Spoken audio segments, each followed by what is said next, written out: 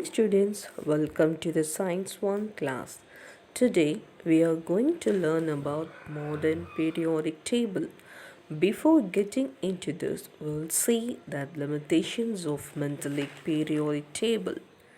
The periodic table put forth by Mendeleev was quite well defined, but it was not the best table ever. Why do I say so?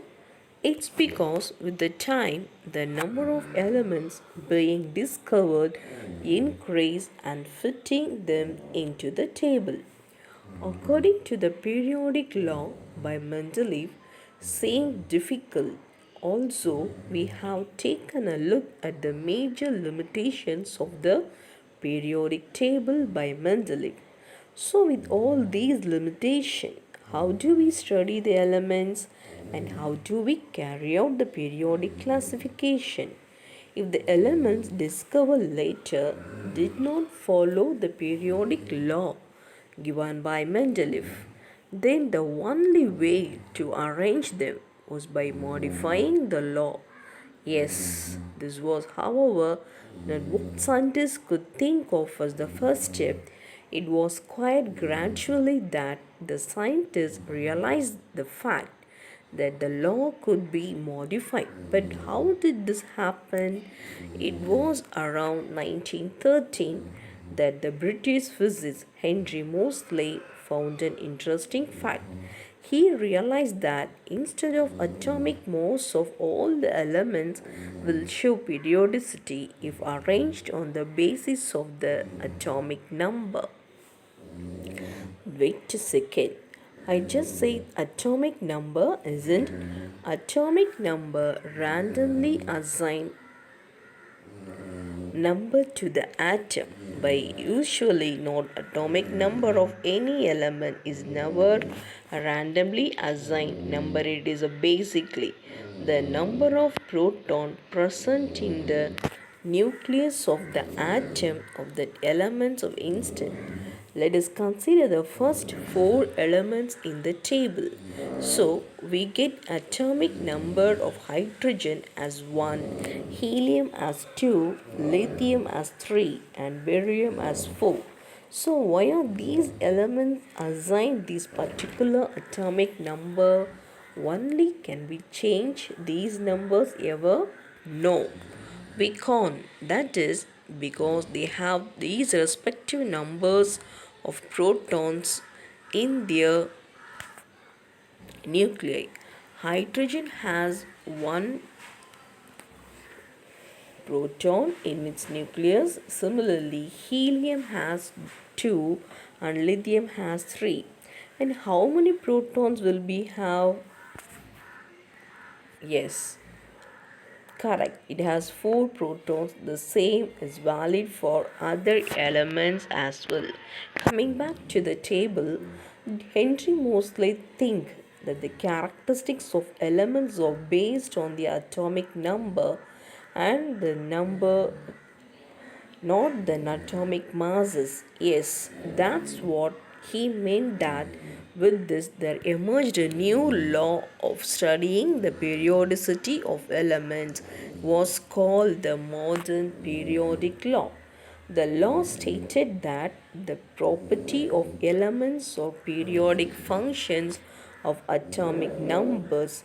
So what does this mean? This means that the physical and chemical properties of elements do occur periodically, but this happens when the elements are arranged according to their atomic number.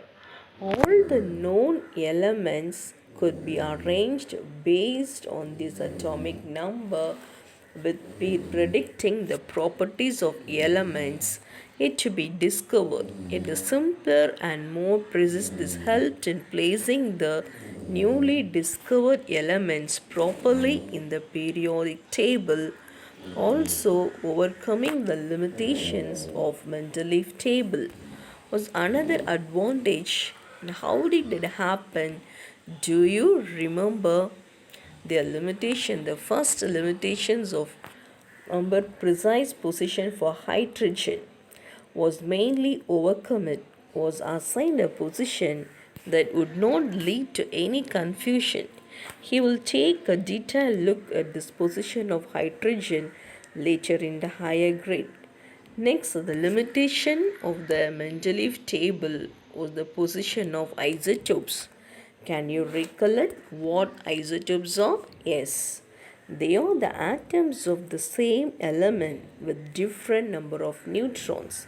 That is the reason why, in spite of belonging to the same element, the atoms have different atomic masses, because atomic mass is the sum total of all the protons and neutrons present in the nucleus. Placing isotopes in the table was limitations, but as we know, in the modern periodic table, the position of elements was no longer based on atomic masses. They were based on their atomic numbers. An atomic number is given by the number of protons. That means a different number of neutrons will not be array for us. So it was possible to place the isotopes now, because all the isotopes of any particular element could be placed at one single place, and this place would be the position of that element in the table. So now we can say that the chlorine 35 and chlorine 37 will be placed together. They both have 17 protons, which means they will have the same atomic number. Hence, they will be placed together. Lastly, we have the prediction of any placement of undiscovered elements. The previous table by Mendeleev was based on atomic masses of elements. However, the atomic masses of elements were not arranged in a constantly increasing order. Hence, if newly discovered elements were to be placed in the table, then their position would be confusing, but why? Simply because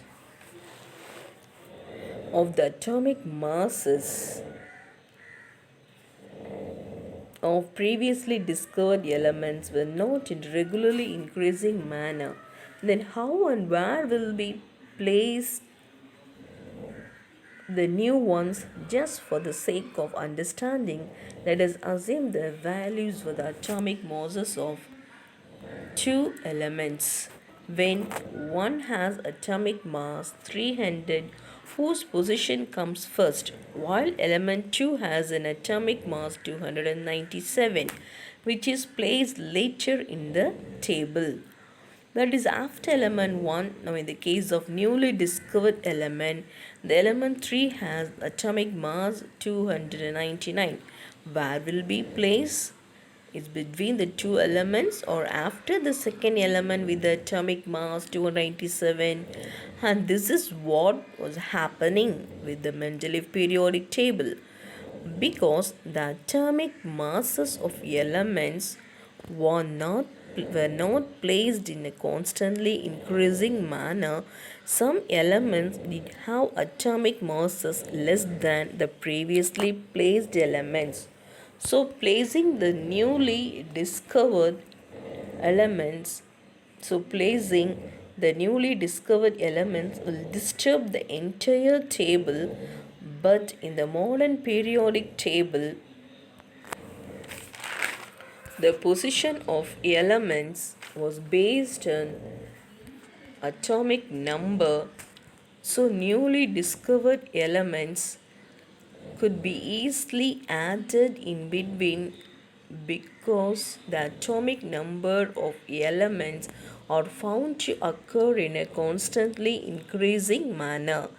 This is how the important limitation of Mendeleev periodic table was ruled out, and that is the reason why the new periodic table surfaced as the most useful tool for studying elements.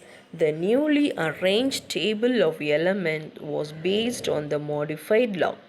Do you remember the name of this important law? Yes, it is the modern periodic law.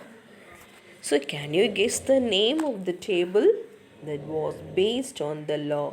Yes, it was called the modern periodic table. That's for today's class.